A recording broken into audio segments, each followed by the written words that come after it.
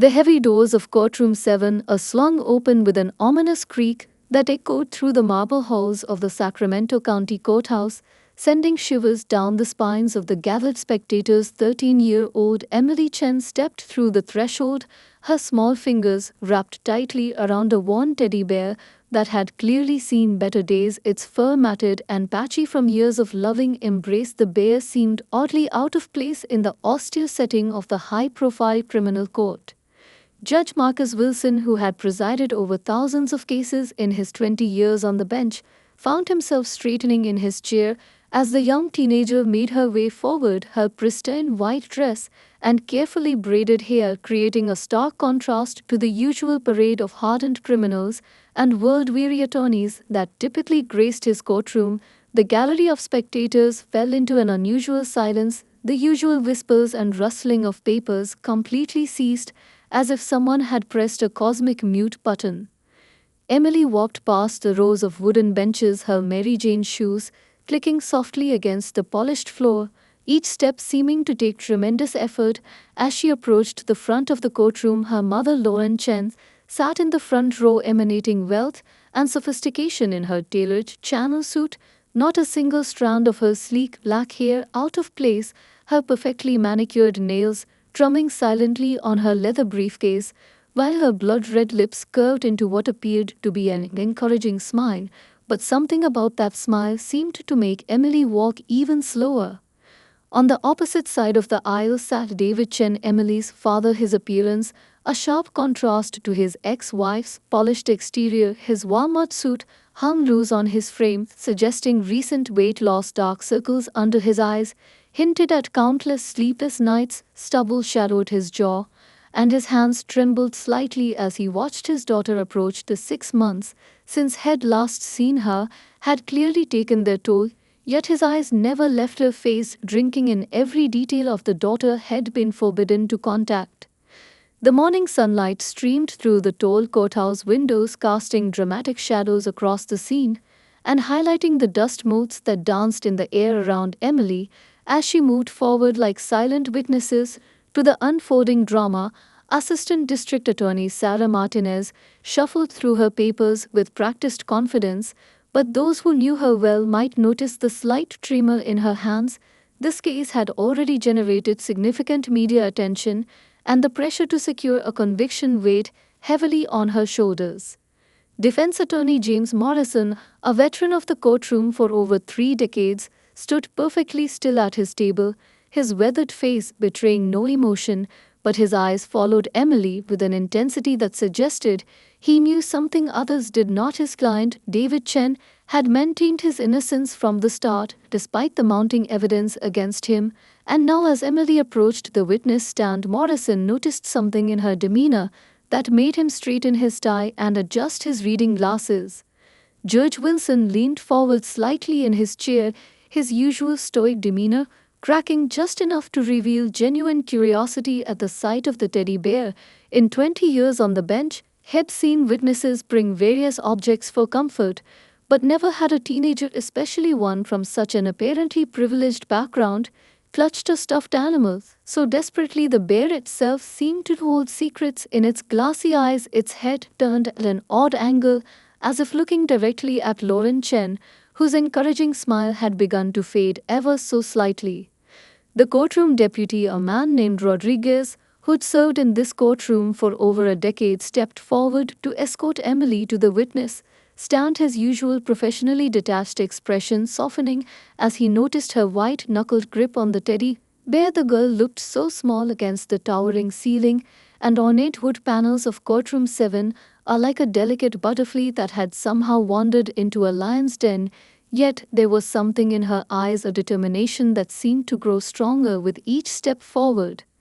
As Emily finally reached the witness stand, the morning sun popped a small silver heart-shaped locket around her neck, causing it to gleam briefly like a flash of lightning before a storm. The gathered reporters in the back of the courtroom leaned forward in their seats, pens poised above notepads, digital recorders held at the ready, all of them sensing that this testimony would be different from anything they'd heard before. None of them could have guessed just how right they were, or how the next few hours would shake the very foundations of justice in Sacramento County. The fluorescent lights overhead buzzed with an artificial intensity that seemed to highlight every tear track on Emily's face as she settled into the witness stand, her small frame dwarfed by the dark wooden panels. Behind her, the teddy bear remained clutched against her chest, like a shield against the piercing stares of the nearly 100 spectators who filled every available seat in Courtroom 7.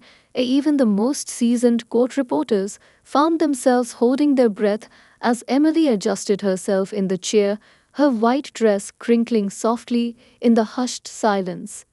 Judge Wilson observed the scene before him with growing unease. Something about this case had bothered him from the start. Perhaps it was the way Lauren Chen kept glancing at her phone, despite strict instructions against electronic devices, or how her new boyfriend Marcus Peters, seated directly behind her, kept adjusting his expensive tie as if it were slowly choking him. The judge had presided over countless child abuse cases, but something about this one felt different, felt wrong, in a way his decades of experience couldn't quite pinpoint. Assistant District Attorney Martinez approached the witness stand, her heels clicking against the floor in a steady rhythm that matched the ticking of the ancient courtroom clock. She had prepared for this moment for weeks, coaching Emily through her testimony, ensuring every detail would paint David Chen as the monster the prosecution claimed him to be. Yet, as she opened her mouth to begin questioning, the young girl raised her head and their eyes met. Martinez felt an unexpected chill run down her spine at the look in those young eyes. The prosecution had built their entire case against David Chen on Emily's supposed testimony, carefully crafted statements, and recorded interviews that described patterns of abuse and manipulation. But now, as Emily sat before the court, something had shifted in her demeanor. The rehearsed responses seemed to stick in her throat like honey, crystallized and hardening with each passing second. Her fingers worked nervously at a loose thread on her bear's ear, the motion drawing Judge Wilson's attention to how the stuffed animal's head seemed to be weighted, oddly tilting to one side whenever Emily moved. Lauren Chen maintained her composed exterior, but those seated closest to her noticed the slight tremor in her hand as she reached for her water glass. Her perfectly applied makeup couldn't quite conceal the tightness around her eyes as she watched her daughter fidget in the witness stand beside her. Marcus Peters had gone completely still, his usual confident smirk replaced by an expression that bordered on fear, though he quickly masked it when he noticed one of the court officers studying him. Defense Attorney Morrison had risen from his chair, his approach to the witness stand deliberately slow and measured. Unlike Martinez's aggressive stride, his years of experience had taught him to read witnesses like books, and Emily Chen was practically screaming out a story different from the one detailed in the case files. He noticed how she avoided looking at her mother, how her eyes kept darting to the emergency exit behind her father, as if calculating the distance to safety. These subtle signs told him more than any testimony could. The gallery watched in rapt attention as Morrison began his cross-examination, his first question hanging in the air like smoke in a still room, asking Emily to describe the night of March 15th in her own words, not the words she'd been given. The reaction was immediate. Lauren Chen shifted forward in her seat, her lawyer's hand shooting out to grab her arm, while Marcus Peters' personal assistant suddenly stood up and walked quickly toward the courtroom doors, only to be stopped by a stern look from the bailiff. David Chen hadn't moved a muscle since his daughter took the stand, his eyes fixed on Emily with a mixture of love and heartbreak that seemed to physically pain those who observed it. His own lawyer had advised him against showing too much emotion, but in this moment he couldn't hide the tears that gathered in his eyes as he watched his little girl struggle with whatever burden she carried, the weight of unspoken truths visible in the slope of her small shoulders. The courtroom temperature seemed to drop several degrees as Emily opened her mouth to respond to Morrison's question, her fingers now working their way inside a small tear in her teddy bear's seam. Judge Wilson leaned forward unconsciously, his usual stoic demeanor forgotten as he sensed the approaching storm. The court reporter's fingers hovered over her stenotype machine, the gathered media representatives gripped their pens tighter, and Lauren Chen's lawyer quietly slid a phone from his pocket, typing what appeared to be an urgent message. Everyone in Courtroom 7 would feel it something momentous was about to happen, something that would transform this routine child abuse case into one of the most shocking trials in Sacramento County history. Defense attorney Morrison moved closer to the witness stand, his expensive leather shoes making no sound on the aged carpet, his approach calculated, gentle, like someone approaching a frightened deer in the woods. Emily Chen watched him with eyes that seemed decades older than her, 13 years, her fingers still working at that mysterious loose seam in her teddy bear's fur. The morning sunlight that had filled the courtroom earlier had given way to gathering storm clouds outside, casting the entire scene in an ethereal grey light that made everyone look like actors in an old black and white film. The questions began simple enough, asking Emily about her daily routine, her favorite subjects in school, her friends, but Morrison was laying groundwork, carefully constructing a foundation that would support whatever truth was struggling to break free from behind the girl's trembling lips. Lauren Chen shifted uncomfortably in her seat as Morrison asked about the family dynamics before the divorce, her perfectly manicured nails now digging crescents into her palms, while Marcus Peters had developed a slight tick in his left eye that grew more pronounced with each passing minute. Judge Wilson, who had seen thousands of witnesses in his career, found himself completely focused on the subtle changes in Emily's body language, the way she seemed to curl inward when her mother's name was mentioned, how she straightened almost imperceptibly when her father was discussed, and most intriguingly, how her right hand kept returning to that same spot on her teddy bear, as if checking to make sure something was still there. The judge had developed an almost supernatural ability to sense when a witness was preparing to deviate from prepared testimony, and every instinct he possessed was now screaming that something extraordinary was about to unfold. The courtroom gallery had swelled to standing room. Only news of something unusual happening in Courtroom 7 had spread through the courthouse like wildfire, drawing clerks, lawyers, and even judges from other courtrooms during their lunch break. They lined the back wall, their presence adding to the growing pressure in the room like air being compressed in a tire. Emily glanced at them once, then returned to staring at a point just above her mother's head, her small fingers now working more urgently at the bear's seam. Assistant District Attorney Martinez had begun objecting to Morrison's line of questioning with increasing frequency, her previously confident demeanor cracking as she sensed her carefully constructed case beginning to unravel like a sweater caught on a nail. Lauren Chen's lawyer, Benjamin Rothschild, whispered something urgently in her ear, but she waved him away, her eyes never leaving her daughter's face, a complex mixture of emotions playing across her features that seemed to settle somewhere between fear and fury.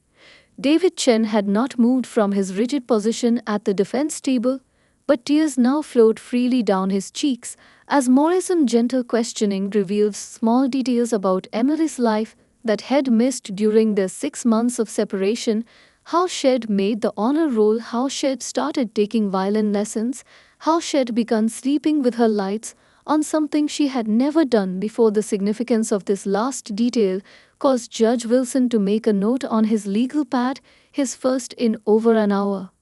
The storm outside grew closer, thunder rumbling in the distance, as if nature itself were providing dramatic accompaniment to the unfolding scene. Emily's voice had grown softer with each response until she was nearly whispering, forcing everyone in the courtroom to lean forward slightly to hear her. Morrison asked about the night of March 15th again, this time approaching the question from a different angle, and suddenly Marcus Peters stood up, announcing loudly that he needed to use the restroom. The outburst earned him a sharp rap of Judge Wilson's gavel and a stern order to sit down from the bailiff. Lauren Chen's composure finally cracked as Morrison produced a calendar marked with dates and times, asking Emily to confirm her mother's work schedule during March and April. The perfectly styled woman half rose from her seat, her mouth opening to speak, but her lawyer yanked her back down, urgently whispering something that made her face drain of color. Emily watched this exchange, her hand now completely inside the small opening she had worked in her teddy bear's fur, her eyes taking on a determined gleam that transformed her entire demeanor. The air in Courtroom 7 had become almost unbearably thick with tension as Morrison approached his final question about the events leading up to Emily's father's arrest. The court reporter had stopped even trying to maintain her professional detachment, tears sliding down her cheeks as she recorded every word. Judge Wilson had abandoned all pretense of judicial distance, now openly staring at the teddy bear in Emily's arms, while Lauren Chen seemed to be silently mouthing words that looked suspiciously like threats in her daughter's direction. The stage was set, the truth hovering just beneath the surface, like a bubble about to burst, and Emily Chen took a deep breath, her hand firmly grasping something inside her teddy bear, preparing to shatter 6 months of carefully constructed lies with a single revelation. Lightning flashed outside the towering courthouse windows, illuminating Courtroom 7A in a brilliant burst of white light as Emily Chen finally pulled her hand from inside her teddy bear, clutching what appeared to be a small black device no larger than a pack of gum. The entire room seemed to inhale collectively as she placed it on the witness stand with trembling fingers. Lauren Chen lunged forward in her seat, only to be restrained by her lawyer, while Marcus Peters' face had turned an alarming shade of gray that matched the storm clouds gathering outside. Judge Wilson raised his hand, forestalling any objections from the prosecution as Emily pressed a button on the device, her small voice suddenly strong and clear as she looked directly at her father for the first time since entering the courtroom. The words that followed fell like bombs in the hushed silence. I need to tell the truth about everything, about the coaching, about the threats, about what really happened on March 15th, and about what Marcus does when Mom works the night shift at the hospital. The gallery erupted in whispers that died instantly as Emily continued speaking. The truth poured out of her like a river breaking through a dam. She described how her mother had spent weeks training her exactly what to say in court, hours of rehearsal recorded on the very device she had hidden inside her teddy bear. Lauren Chen had known that Emily had kept recordings of everything, including the late-night conversations with Marcus when he would come to her room. Emily's voice grew stronger as she described how her mother had promised her a trip to Paris and a new phone if she testified against her father, but threatened to send her to boarding school in Switzerland if she refused. Defense attorney Morrison stood completely still, his usual energetic demeanor replaced by a focused intensity, as Emily revealed how Marcus had begun visiting her room 3 months ago, always when her mother worked the night shift at Sacramento General, how he would sit on the edge of her bed telling her she was special while she pretended to sleep, clutching her teddy bear that contained the small recording device she'd bought with her babysitting money. David Chen's anguished cry echoed through the courtroom as he realized the full horror of what his daughter had endured, while Marcus Peters attempted to slip quietly toward the exit, only to find his path blocked by two court officers. Assistant District Attorney Martinez slumped in her chair, her case disintegrating before her eyes as Emily played snippets of recordings that proved her mother and Marcus had orchestrated the entire abuse allegations against her father. The young girl's voice on the recordings clearly showed her resistance and her mother's escalating threats. Lauren Chen had risen to her feet, screaming that her daughter was lying, but her words were drowned out by the thunder that shook the courthouse windows as if nature itself was passing judgment.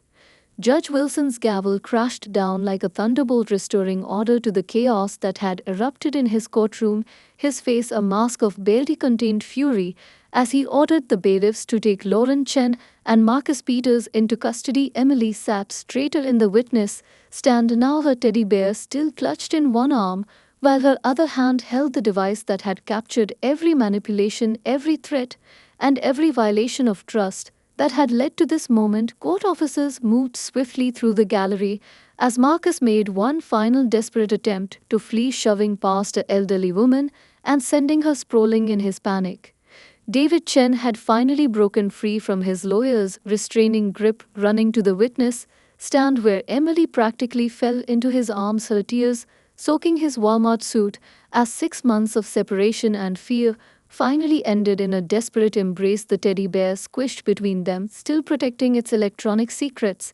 The gathered media representatives were scribbling frantically in their notebooks, while the court reporter wiped tears from her eyes, never stopping her documentation of the historic scene unfolding before them. Through the windows, the storm that had been threatening all morning finally broke, rain lashing against the glass as Lauren Chen was led away in handcuffs, her designer suit and perfect makeup, now a stark contrast to the wild desperation in her eyes. Marcus Peters had been cornered near the water fountain outside the courtroom, his attempts to escape thwarted by quick-thinking court personnel.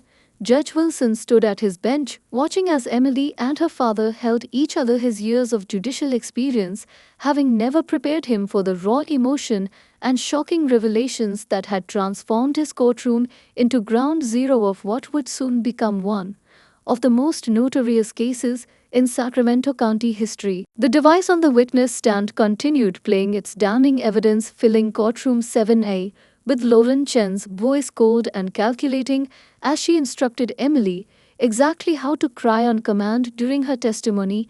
Emily remained in her father's embrace as the recordings revealed layer after layer of manipulation. The gallery listened in horrified silence as Lauren could be heard offering her daughter a new iPhone if she managed to cry convincingly, while describing fictional abuse at her father's hands, followed by the sound of Emily sobbing and asking why they couldn't just tell the truth. Marcus Peters had been handcuffed and was being held near the bailiff's station, his expensive suit now wrinkled and stained with sweat as more recordings played through the small device, this time capturing his late-night visits to Emily's room, the sound of his footsteps on her bedroom floor, the quiet click of her door opening, and his whispered words that made several jurors cover their mouths in disgust. Judge Wilson had ordered the few children present in the gallery to be escorted outside as the true nature of Marcus' crimes became evident through the audio recordings. Lauren Chen fought against the court officer's grip like a wild animal, her perfect facade crumbling completely as she heard her own voice threatening to send Emily to a boarding school in Switzerland where she'd never see her father again if she didn't stick to their practice story. Her designer heels clattered against the marble floor as she was dragged toward the holding area, her screams echoing through the courthouse that Emily was ungrateful, that she had done everything for her, that she would regret this betrayal. District Attorney Sarah Martinez stood before Judge Wilson, her voice shaking as she moved to dismiss all charges against David Chen and requested immediate arrest warrants for both Lauren Chen and Marcus Peters, her career flashing before her eyes as she realized how thoroughly she'd been manipulated into pursuing false charges against an innocent man behind her. The prosecution team was already boxing up their files, their faces ashen, as they realized they had nearly sent an innocent man to prison based on coached testimony and manufactured evidence.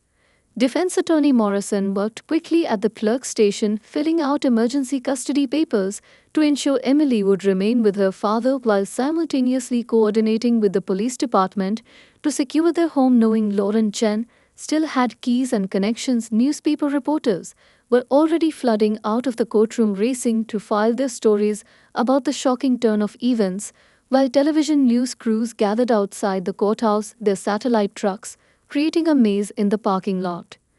Emily had begun sharing more details with the child advocate who sat beside her, now her teddy bear still clutched tightly, as she described how she'd gotten the idea to record everything after watching a true crime show about hidden evidence. She explained how she'd saved her babysitting money to buy the small recording device from an electronics store and carefully sewn it into her bear, creating a tiny button-activated hole that allowed her to start and stop recordings without anyone noticing. Her voice grew stronger as she explained how she'd documented everything for months, waiting for the right moment to reveal the truth. The storm outside had intensified, matching the chaos within the courtroom as Judge Wilson conferred urgently with other court officials about how to proceed given the unprecedented nature of the situation. Lauren Chen could be heard screaming from the holding area, her threats now turning to desperate pleas for Emily to take it all back, while Marcus Peters had gone completely silent, his eyes fixed on the floor as if trying to wish himself anywhere else. Court security had established a protective barrier around Emily and her father as more disturbing details emerged from the recordings. Social services representatives had arrived summoned by the judge to begin immediate investigation into other children who might have had contact with Marcus Peters, particularly through Lauren Chen's hospital work, where she had regular access to vulnerable families, their implications sending ripples of horror through the assembled crowd as they realized this case might be just the tip of a much larger iceberg. David Chen held his daughter closer, his tears falling freely as he whispered promises that she was safe now, that no one would ever hurt her again.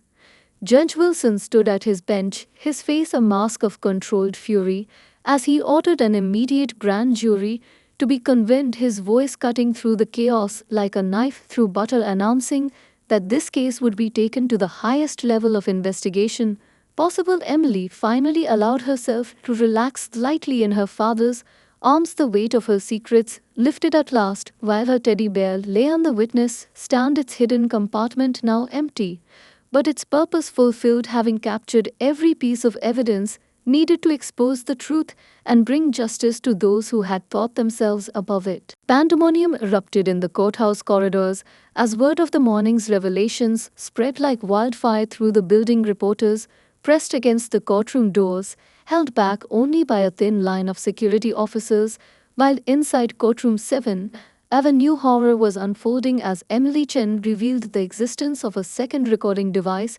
hidden in her school backpack containing conversations between her mother and Marcus Peters about other potential victims.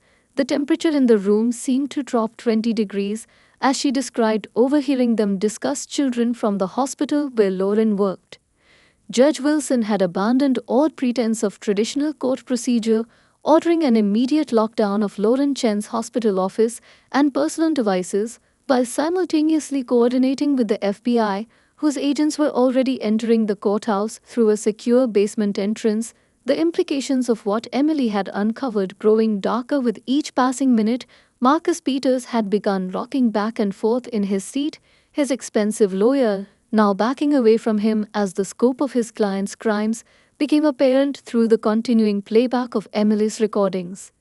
David Chen worked with court officials to provide names and dates he remembered from his time living with Lauren, information about hospital fundraisers, parties and events where children had been present, his face growing paler as he realized how many warning signs he had missed. His lawyer Morrison moved through the crowd of officials like a general coordinating troops, ensuring every piece of evidence Emily had gathered was properly documented and secured, while simultaneously arranging protection for the family, knowing Lauren Chen's connections in the community ran deep. The district attorney's office had transformed the jury room into an emergency command center, prosecutors working phones and laptops as they reached out to other jurisdictions where Lauren and Marcus had lived or worked, searching for similar cases that might have been missed or dismissed. Sacramento Police Chief Richardson had arrived, personally taking charge of the expanding investigation, while social workers huddled in corners making urgent calls to families whose children had been patients at Lauren Chen's hospital ward, the scale of the potential case growing with each new piece of information.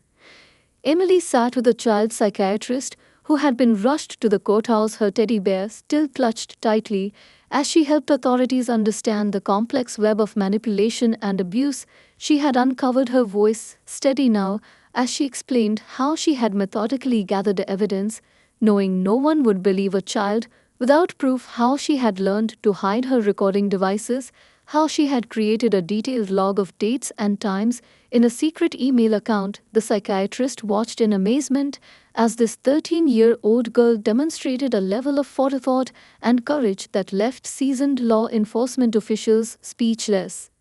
Lauren Chen had been moved to a secure holding facility, her screams finally silenced, but the impact of her betrayal continued to reverberate through the courthouse as more details emerged from Emily's recordings. Hospital staff began arriving at the courthouse, voluntarily coming forward with their own suspicions and stories that had seemed insignificant before, but now formed pieces of a larger, darker picture. Judge Wilson worked with federal authorities to ensure every scrap of evidence would be admissible in what was rapidly becoming one of the largest criminal cases in Sacramento history. Thunder continued to shake the building as if nature itself was expressing fury at the crimes being uncovered, while in the courtroom, Emily finally allowed herself to rest her head on her father's shoulder, exhaustion evident in every line of her small frame, but determination still burning in her eyes as she directed authorities to additional evidence she had hidden in various locations throughout her mother's house. David Chen listened in awe as his daughter described how she had created multiple backups of every recording, knowing her mother might find and destroy any single copy. The media presence outside the courthouse had swelled to unprecedented numbers as news helicopters circled overhead, their rotors barely audible over the storm, while inside FBI agents began setting up a dedicated command center in the building's conference room. Morrison worked with federal prosecutors to ensure Emily would only have to testify once her recordings, providing enough evidence to move forward without requiring her to relive her trauma repeatedly in multiple courtrooms across multiple jurisdictions. The teddy bear that had started it all, now sealed in an evidence back, its innocent appearance belying its crucial role in exposing a criminal enterprise that had operated in plain sight. Judge Wilson stood at his chamber window watching as additional law enforcement vehicles arrived, their lights cutting through the rain, while behind him Emily continued working with authorities, her childhood effectively ended by her mother's betrayal, but her courage potentially saving countless other children from similar fates. The judge had presided over thousands of cases in his career, but nothing had prepared him for this day or for the revelation that the biggest case of his career had been broken open by a 13-year-old girl and her teddy bear. The afternoon sun finally broke through the storm clouds, casting harsh shadows across Courtroom 7 as FBI Special Agent Sarah Rodriguez delivered the first preliminary findings from Lauren Chen's hospital office computers. Dozens of encrypted files had been discovered containing what appeared to be detailed records of patient families, particularly those with vulnerable children. The agent's voice remained professional, but her hands shook slightly as she described how Emily Chen's recordings had led them to a hidden network that extended far beyond Sacramento, reaching into 3 neighboring states. Marcus Peters had begun cooperating with authorities, his survival instinct finally overriding his loyalty to Lauren Chen as he revealed names, dates, and locations of other potential victims, his previously immaculate appearance now completely disheveled as he spoke in a monotone voice, describing how Lauren had used her position as a respected pediatric nurse to identify and target families in distress. Emily watched from her father's protective embrace as the man who had tormented her nights crumbled under the weight of his own confessions, her teddy bear's empty hiding place now representing the key that had unlocked a fortress of secrets. David Chen worked with a team of FBI cyber specialists, explaining his ex-wife's computer habits and online behaviors, while Emily shared the passwords and hidden folders she'd discovered during her months of careful observation, her teenage understanding of technology proving invaluable as she helped authorities access Lauren Chen's cloud storage accounts, where they discovered years of carefully documented information about hospital staff, patients, and their families. Judge Wilson had ordered the courthouse cleared of all non-essential personnel, but the building still hummed with activity as federal, state, and local agencies coordinated their expanding investigation. Lauren Chen continued her detention in silence, now her earlier hysteria replaced by a cold, calculating stillness that disturbed even the seasoned corrections officers watching her through the holding cell cameras. Her lawyer had withdrawn from the case after discovering evidence that his own client had been gathering compromising information about him and his family for months. Federal marshals began the process of transferring her to a secure facility as more victims started coming forward, their stories matching patterns found in the encrypted files. The district attorney's office had transformed entirely into a command center, prosecutors from multiple jurisdictions crowding into the space as they built their cases against Lauren Chen, Marcus Peters, and potentially others who had yet to be identified. Emily sat with a team of victim advocates, carefully explaining how she'd managed to gather so much evidence without detection, her methodical approach to documentation leaving the seasoned investigators both impressed and heartbroken that a child had been forced to become her own detective. Social workers moved through the gathering crowd of concerned parents who'd begun arriving at the courthouse after seeing news reports, their faces pale with worry as they clutched photos of their children and hospital records.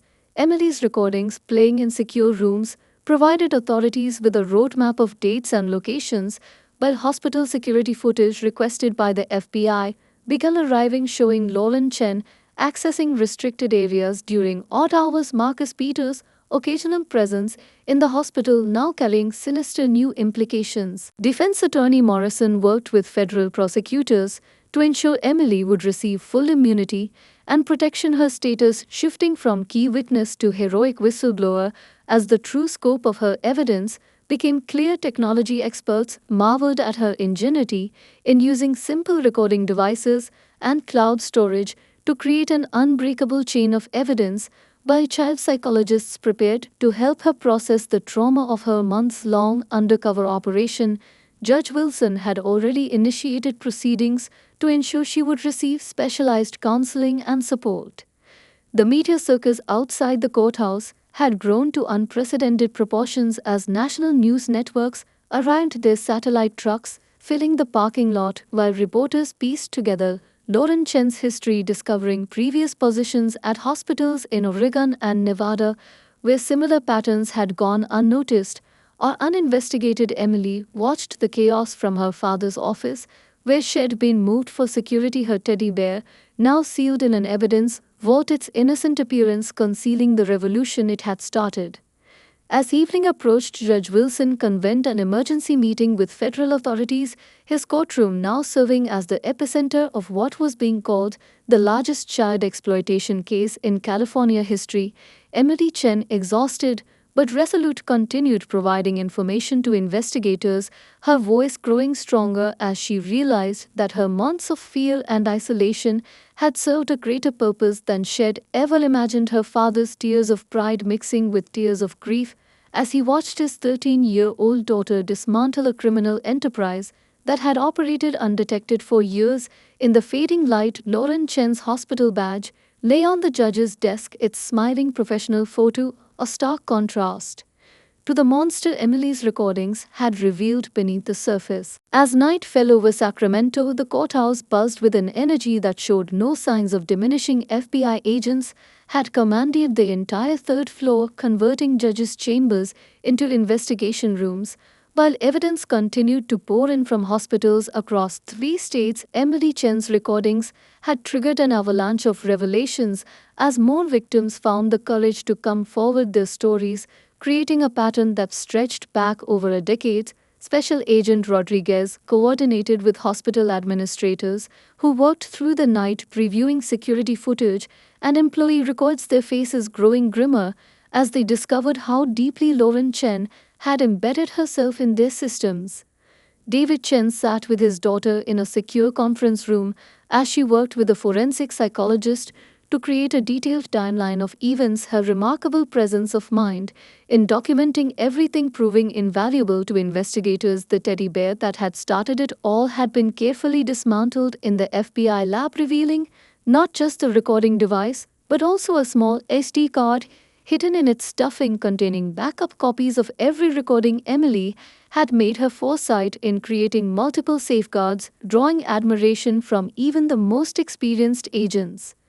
Lauren Chen had been transferred to a federal facility, her silence finally breaking during initial questioning as she realized the extent of evidence against her. Her attempts to manipulate the interrogators falling flat as they played back Emily's recordings, her own voice condemning her as she was heard discussing potential victims with Marcus Peters, who continued cooperating with authorities in a desperate attempt to negotiate a lighter sentence. Hospital staff from previous facilities where Lauren had worked arrived at the courthouse throughout the night, bringing with them records and memories of suspicious incidents that had gone uninvestigated.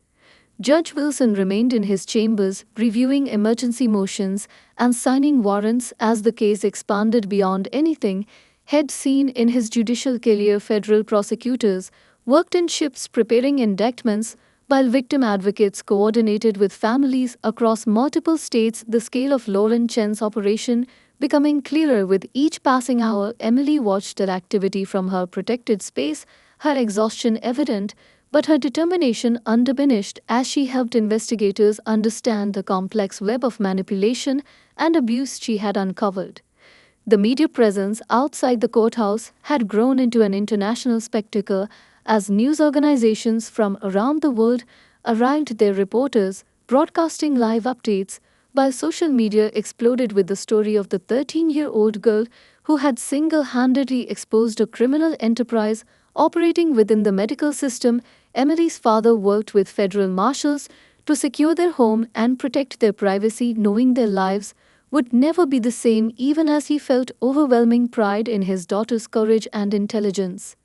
Inside the command center, technology experts continued analyzing the encrypted files found on Lauren Chen's devices, discovering evidence of a sophisticated operation that had allowed her to identify and target vulnerable families while maintaining a reputation as a dedicated healthcare worker. Marcus Peters' confession had led investigators to additional storage units containing more evidence, while financial records revealed a complex network of transactions suggesting others might have been involved in the exploitation scheme. Emily's recordings providing crucial context that helped authorities understand the full scope of the operation. Child advocacy groups arrived at the courthouse offering support and resources, while mental health professionals began developing specialized treatment programs for the victims and their families. Emily worked with a trauma specialist who helped her begin processing her own experience, her remarkable composure finally giving way to tears as she allowed herself to feel the full weight of what she had endured and accomplished. Her father holding her close as years of tension and fear finally released themselves in deep, racking sobs that echoed through the conference room. Judge Wilson called an emergency meeting with state and federal authorities to coordinate the next phases of the investigation, his courtroom now serving as the headquarters for what the FBI director had termed Operation Teddy Bear in honor of the brave young girl who had brought the case to light. Emily's example had inspired other young victims to come forward their own stories, adding weight to the growing mountain of evidence against Lauren Chen and her accomplices while also highlighting the devastating impact of their crimes. As midnight approached, Emily finally allowed herself to be led to a secure location to rest, her father never leaving her side as federal marshals stood guard outside their door in the courthouse below. Investigators continued their work, their determination fueled by the courage of a 13-year-old girl who had refused to remain silent in the face of evil. Judge Wilson stood at his window watching the media crews setting up for another day of coverage, knowing that tomorrow would bring more revelations, more victims, and more evidence, but also knowing that thanks to Emily Chen's extraordinary bravery, countless children would now be protected from those who would harm them. 1 week after Emily Chen's courageous revelation, Courtroom 7 had been transformed into a formal press conference space as the U.S. Attorney General stood before a wall of microphones announcing federal indictments against Lauren Chen. Marcus Peters and 12 other individuals identified through the investigation. Emily watched the broadcast from the safety of a secure location, her teddy bear, now enshrined in the FBI evidence vault, having become a symbol of hope for child advocates across the nation. The investigation, dubbed Operation Teddy Bear, had uncovered a network of exploitation stretching across 5 states and involving dozens of medical facilities. David Chen sat beside his daughter as she prepared for her final interview with federal prosecutors, her quiet strength having inspired a new bill being rushed through Congress to protect child whistleblowers and establish better oversight in pediatric medical facilities across the country. Emily's methodical documentation of evidence had created an airtight case against her mother, while her recordings had given investigators the tools they needed to identify and protect countless other potential victims, her actions drawing praise from child advocacy groups and law enforcement agencies worldwide. Lauren Chen faced life imprisonment without possibility of parole. Her attempts to manipulate the justice system having failed completely, as Emily's recordings exposed the calculated nature of her crimes. Hospital administrators across the country had implemented new security protocols and monitoring systems dubbed the Emily Chen Protocol, designed to prevent similar exploitation from ever occurring again. Marcus Peters had accepted a plea deal in exchange for his testimony, his information leading to the identification and arrest of additional conspirators who had operated within the healthcare system.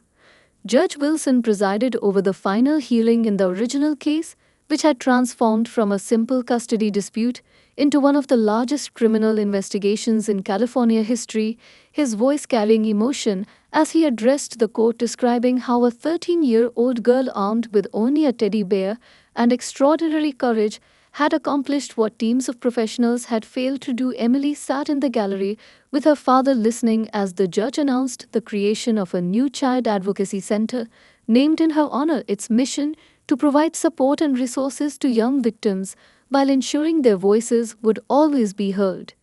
The international media coverage had sparked a global conversation about child safety and institutional accountability, Emily's story being translated into multiple languages as healthcare facilities worldwide began examining their own security measures and reporting protocols. Her example encouraging other young victims to come forward their testimonies, leading to investigations and arrests in countries across the globe, while child safety experts studied her methods for gathering evidence to develop new protection strategies for at-risk youth. David Chen had established a foundation in his daughter's name, working with child advocacy groups to provide resources and support for young victims, while also developing educational programs to help children recognize and report abuse. Emily herself had begun speaking to other survivors through secure video conferences, her quiet wisdom and understanding helping others find the courage to share their own stories and seek justice, her teddy bear's image becoming a symbol of hope and resistance against those who would harm the innocent. The courthouse steps had become a memorial of sorts, with well-wishers leaving stuffed bears and messages of support for Emily and other survivors. The display growing daily as more victims came forward inspired by her bravery. Judge Wilson had ordered the bears be collected and distributed to children's hospitals and shelters across the country, each one carrying a small card telling Emily's story and encouraging others to speak out against abuse. The ripple effect of her actions continuing to spread, touching lives far beyond Sacramento. FBI analysts continued processing evidence from Lauren Chen's network, their investigation expanding to include medical facilities across the country, as Emily's documentation provided them with patterns and methodologies they hadn't known to look for before her recordings. Special Agent Rodriguez, who had been first to review Emily's evidence, had initiated a new FBI training program teaching agents how to better recognize signs of institutional exploitation, her case becoming required study at Quantico.